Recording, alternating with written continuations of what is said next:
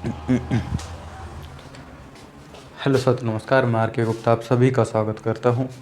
और जैसा कि अभी लेखपाल भर्ती परीक्षा काफ़ी दिन हो चुके हैं हुई को भी, और उसमें एक बहुत बड़ी मुद्दा चला हुआ है कि क्या लेखपाल भर्ती परीक्षा में धांधली हुई है और किस स्तर की धांधली हुई है। हम सब उस मुद्दे पर आज बात करेंगे कि क्या इसमें धांधली का क्या सच है, कितना अभी तक खुलासा हो पाया है, क्या री एग्ज़ाम होगा या नहीं होगा। कुछ हमारे साथियों की रिक्वायरमेंट थी कि इस पर भी कोई बात उठाई जाए, क्योंकि जो बड़े बड़े चैनल थे कोई भी इस विषय पर बात नहीं कर रहा है। तो हम आज इस विषय में बात करेंगे, क्या इसका कट ऑफ पर इफेक्ट पड़ेगा।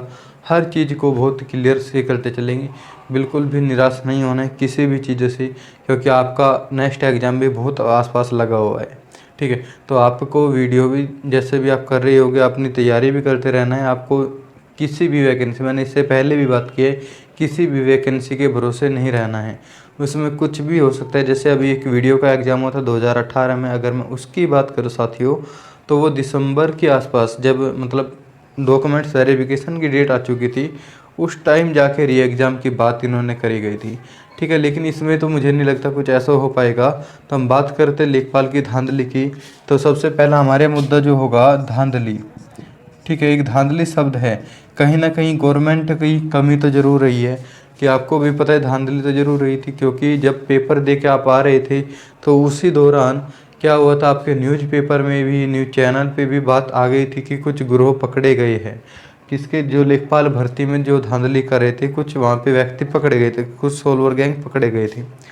तो कहीं ना कहीं गवर्नमेंट की नाकामी ज़रूर कहेंगे इस चीज़ को, क्योंकि आपने देखा है कि यूपीएससी एग्ज़ाम भी कंडक्ट कराती है। कभी भी आपने इसके बारे में ये नहीं सुना होगा कि वो एग्ज़ाम लीक हो गया है। इस वो बहुत सारे एग्ज़ाम कंडक्ट कराती है, जैसे आपका एनडीए हो गया, सीएपीएफ हो गया, आपके आईएएस आईपीएस हो गए, तो बहुत सारी सीडीएस हो गया, बहुत सारी वैकेंसी का एग्ज़ाम कराती है। कभी भी एग्ज़ाम का लीक के बारे में आपने नहीं सुना होगा। जबकि एसएससी है, ये यूपी ट्रिपल एससी है, इन्होंने बिल्कुल जो स्टेट गवर्नमेंट के जितने भी ज़्यादातर बोर्ड है, इन्होंने बिल्कुल भद पीट के रखी हुई है बच्चों की। मेरी एक बात समझ नहीं आती है, केवल 2 से 2.5 लाख यानी कि 2.25 लाख के आसपास कितने फॉर्म थे, ये इसमें 2.4 लाख फॉर्म थे जो आपके मेंस एग्जाम लेखपाल में बैठे थे। क्या गवर्नमेंट को इतना भी एग्ज़ाम, इतने बच्चों को भी एग्ज़ाम कराना पॉसिबल नहीं था कि आपके 2-2.5 लाख बच्चों का पेपर बहुत आराम से करा सके। तो गवर्नमेंट की कहीं ना कहीं बहुत बड़ी नाकामी इस चीज़ को ज़रूर कहेंगे। तो आज बात करते हैं साथियों हम धांधली की, किस प्रकार की धांधली हुई है और क्या क्या इसमें चांस है अब री एग्ज़ाम होने के, या जो भी चीज़ें होगी। अब बात करते हैं सबसे पहले धांधली, या धांधली के स्तर की। दूसरा हमारा टॉपिक होगा, क्या री एग्ज़ाम होगा, री एग्ज़ाम होगा या नहीं होगा, इस पर भी बात करेंगे। और क्या इस धांधली से, जो भी धांधली हुई है, इससे जो आपकी कट ऑफ है, कट ऑफ पर क्या असर पड़ेगा। बहुत से चैनल वालों ने दिखा के 85 प्लस जाएगी, 86 प्लस जाएगी। अब उस पर भी बात करेंगे, इतनी हाई क्यों मेरिट नहीं जाएगी। आज हर मुद्दे को लेकर आऊँगा मैं आपके सामने। तो सबसे पहले साथ ही बात करते हैं धांधली। आप, धांधली का मतलब है कि जब पेपर लीक है, पेपर लीक का कितने, किस लेवल पर पेपर लीक हुआ है, कितने बच्चों तक लीक हुआ है, इससे पहले आपको जानना होगा कि जो धांधली है, धांधली कितने प्रकार से हो सकती है। तो मैं धांधली की बात करूं तो इसमें जो हमारा सबसे पहली चीज़ आती है सेंटर से, जहां पर आप एग्ज़ाम दे रहे हो या तो सेंटर से होगी। उसके बाद क्या होगा, सोलवर गैंग। क्या होता है, सोलवर जो गैंग होते हैं ना, वे करेंगे। अभी एक एक चीज़ को हम समझते चलें, किस पे कितना इफेक्ट पड़ेगा मेरिट पे, या किस, जो सबसे खतरनाक है वो क्या चीज़ें हैं। सोलर गैंग का मतलब गिरोह भी लिख सकते हो आप। गिरोह एक तरह का जो होता है ना, एक पूरा सिस्टम बना के हम किसी एग्ज़ाम में दूसरे को बिठा देते हैं। ठीक है, उसके बाद क्या होता है, तीसरा जो होता है हमारे पास, जो ब्लूटूथ का सिस्टम होता है, जो ऑनलाइन होता है। ठीक है, और जो लास्ट होता है ना पेपर लीक का या पेपर आउट का, मुख्यतः कौन सा, पेपर आउट। तो ये मुख्यतः 4 प्रकार से आपके क्या हो सकते हैं, धांधली हो सकती है एग्जाम के अंदर। ठीक है, अभी देखते हैं। देखो, पांचों भी होते हैं। एक स्क्रीन शेयरिंग, वो तो ऑनलाइन एग्जाम में होता है, जैसे यूपीएसआई का हुआ था, बहुत बड़ी मुद्दे पे लीक हुआ था एग्जाम। ठीक, अब बात करते हैं सेंटर से।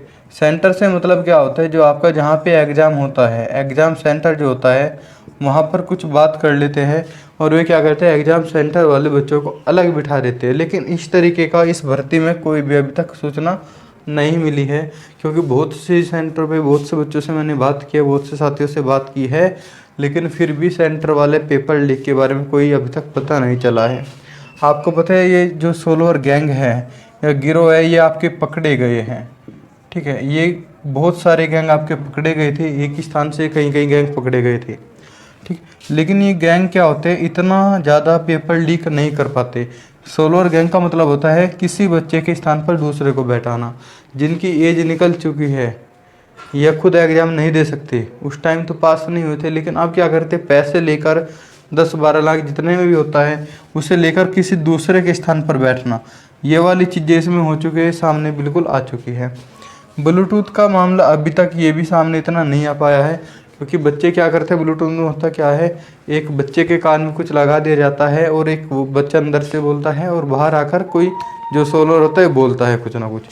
पेपर आउट, जो इसमें सबसे जो बेकार चीज़ है वो कौन से, पेपर आउट की। पेपर आउट भी दो प्रकार से हो सकता है।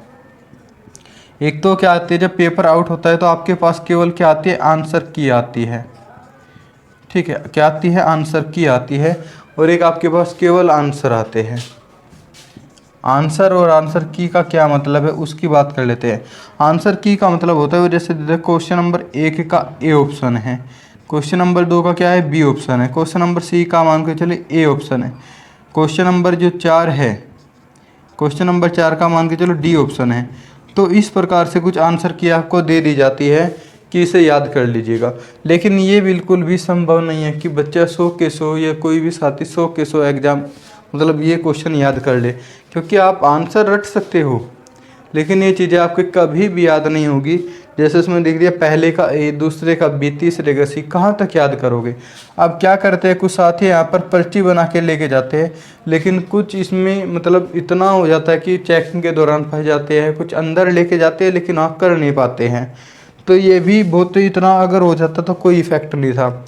लेकिन आंसर की में क्या होता है, जो आंसर्स आते हैं इसमें लिख देता है, जैसे राष्ट्रपति किसी का ऑप्शन हो गया, उत्तर हो गया, इसमें केवल आपके उत्तर लिखे होते हैं, ठीक है। दूसरे का कुछ मान लीजिए, चलो मैथ का कोई क्वेश्चन था, इसका लिख दिया आंसर है 104, तो ये याद करना कुछ इतना भारी नहीं है, याद हो जाता है, क्योंकि बच्चा क्या करता है वहाँ पे एग्जाम में बैठकर तो केवल इनको याद देखता है, वो ऑप्शन को देखता है, इसे कर लेता है। अब जो पेपर आउट होता है ना, ये बहुत बड़ी मात्रा में, क्योंकि जो ये पेपर आउट होने का जो मुद्दा है, ये किसी एक मान के चलो किसी एक जो बड़ा गैंग है उसने एक पेपर निकलवा लिया, अंदर से एक सेट निकाल लिया, एक सेट निकाल लिया। अब वो क्या करेगा, वो किसी 40 बच्चों को देगा, मान के चलो 40 बहुत कम आंकड़ा है, बहुत ज़्यादा को दे देता है। अब ये 40 भी अन्य किसी को देंगे, और उनमें से भी मान के चलो किसी एक बच्चे के पास पहुंच गया, ये एक बच्चे के पास आ गया 20,000 रुपये में पेपर, ठीक है। अब ये जो बच्चा है ये भी क्या करेगा, इस 20,000 को बचाने के चक्कर में अपने 5-6 भाइयों को, मौसी फुफेरे सबके बेटा को, सबको ये एग्ज़ाम भेज देगा, और ये इतनी बड़ी मात्रा में फैल जाता है, बहुत बड़ी मात्रा में, ठीक है। और ये जैसे हुआ था अभी यूपी टेट का एग्ज़ाम हुआ था, यूपी टेट एग्ज़ाम हुआ था थोड़े ही दिन पहले, और योगी महाराज जी ने इसमें क्या करा दिया था, ये एग्ज़ाम कैंसिल करा दिया था। बहुत अच्छी चीज़ वहाँ पे लगी थी, इन्होंने ऑन द स्पॉट फैसला लिया था एग्ज़ाम कैंसिल कराने का, जैसे ही पता चला था। लेकिन ये जो सिस्टम होता है ना पेपर आउट का, ये बहुत बड़ी मात्रा में, इसका कोई अंदाज़ा भी नहीं लगा सकते हैं कि चीज़ें कहाँ तक जाएगी, कितना लीक हो सकता है। फिर जो होता ना, अगर ये वाले सिस्टम हो जाता तो जो पेपर आउट कराने वाले हैं केवल उनके अंदर बच्चों के, जिन्होंने पेपर लिया था बच्चों ने, केवल उनके बीच ही कंपटीशन रह जाता। लेकिन इसकी भी चीज़ें इसमें समझ में नहीं आई, ये बहुत कम मात्रा में ऐसा हुआ है, ये हुआ ही नहीं है पेपर आउट का। अब जो बात हुई है, अभी तक इसके कोई सामने केस नहीं आए हैं, अभी देखते हैं रिजल्ट आने के बाद और क्लियर होता चला जाए क्या हुआ है। ये चीज़ पकड़े गए थे, लेकिन ये फिर भी कितने बच्चों का करा सकते हैं, 100 से 200 बच्चों का। अगर ये चीज़ भी हुई है फिर भी कितने बच्चों को करा सकते हैं, 100 से 200 बच्चों का। यानी कि जो धांधली हुई है आपके एग्ज़ाम में, वो कोई इतना ज़्यादा इफेक्ट नहीं डालेगी किसी भी चीज़ पर। मेरिट पर असर तो पड़ेगा ज़रूर, क्योंकि धांधली तो हुई है, ये तो बिल्कुल फिक्स है, लेकिन फिर भी इतना ज़्यादा असर नहीं डालेंगे जितना बताया जा रहा है, ठीक है। अब बात करते हैं साथियों, क्या असर इस पर पड़ेगा। और बाकी अगर आपको कुछ भी अगर पता चलता है तो कमेंट सेशन में आप बता सकते हैं कि हमारे सेंटर पे ऐसे भी हुआ था या किसी बच्चे से मिले हो तो ऐसा चीज़ इन्होंने की हुई थी। अब बात करें री एग्ज़ाम की। री एग्ज़ाम की देखो अभी तक बताना कुछ इतना ठीक नहीं है, लेकिन फिर भी मुझे नहीं लगता इसके कोई चांस है। तो इस तरह हमने बात कर लिया। अब बात करते हैं कट ऑफ की।